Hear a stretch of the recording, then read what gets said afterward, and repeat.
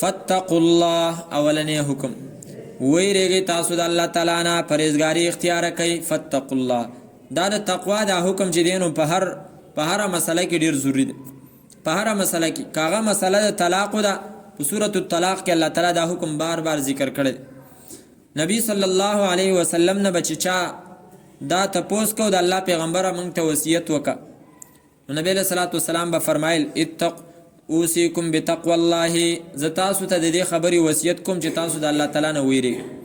دا تقوا د پرهیزګاری دا ټکی چې کوم نه دا ډیر مشکل په ظاهر کې خو مونږه بزان ست تقوادار او پرهیزګار کو، خو پټ د پټه زمونږ د الله سره معامله چې دینو ډیره کمزوري ده. الله دې معاف کړي، ډیره کمزوري ده. خلکو په مخ کې مونږ ځان څونه خسته کوو، ظاهر مونږ څونه خسته کوو چې په خلکو په نظر کې چرته سپخ کار نه شو. زمونږ اندرونی معامله څنګه ده؟ آیا مونږ هغه چې دینو په پټم دسیو چې څنګه مونږ د خلکو په مخ کې نو دی کې چې دینو ډېر هستی هغه راغورځي چې په ظاهر کې یو شان ته په باطن کې بل شان. الله دې زمونږ حفاظت.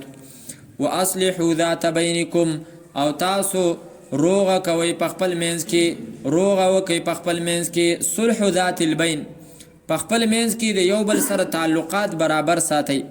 او حدیث مبارک کې راځي نبی علیہ الصلوۃ والسلام بچې کومې دعاګانې کولې نو په هغه دعاګانو کې یو دعا چې کوم دی نو هغه دام و اللهم اصلح ذات بیننا واهدنا سبل السلام ونجنا من الظلمات الى النور.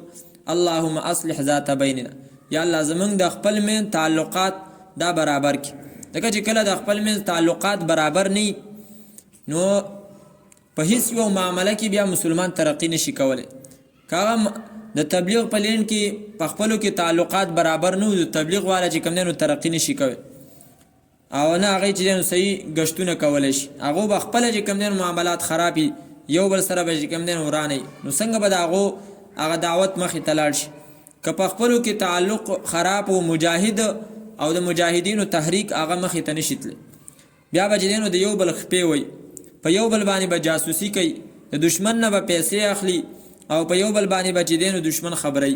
واصلحوا ذات بینکم که په مدرسې کې د استادانو په خپلو کې چې دینو صلح نه و، شاګردانو باندې به دا ډېر اثري بد اثر به او هغه به کوم دینو علمی ترقی بیا ناراضي. نو دا ډیره ضروری خبره ده.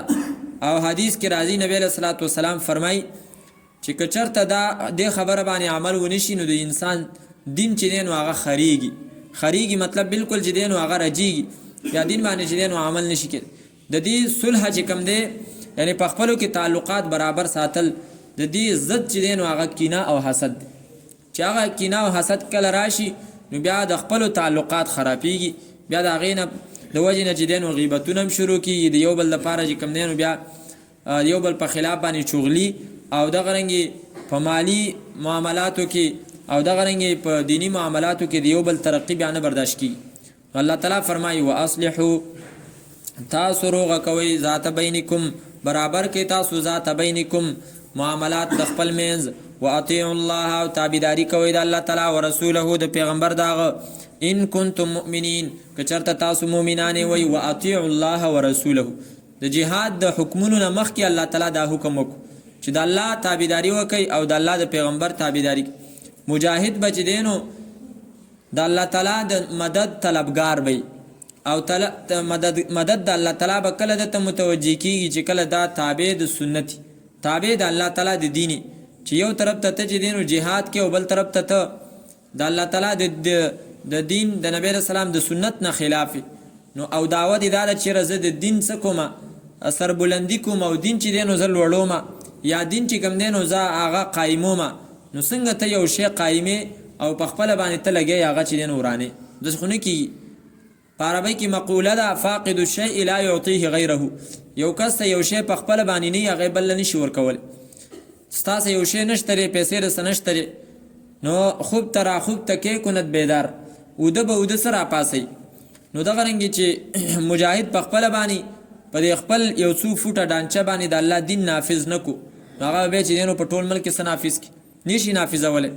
نو دی وجه الله تعالی فرمای د د جهاد نه مخکې دې حکمونو ته چې دی نو خیال ساتئ. واطیعوا الله او تابعداري وکړئ تاسو د الله تعالی ورسوله او د پیغمبر د الله تعالی ان کنتم مؤمنین که چېرته تاسو مؤمنان وئ.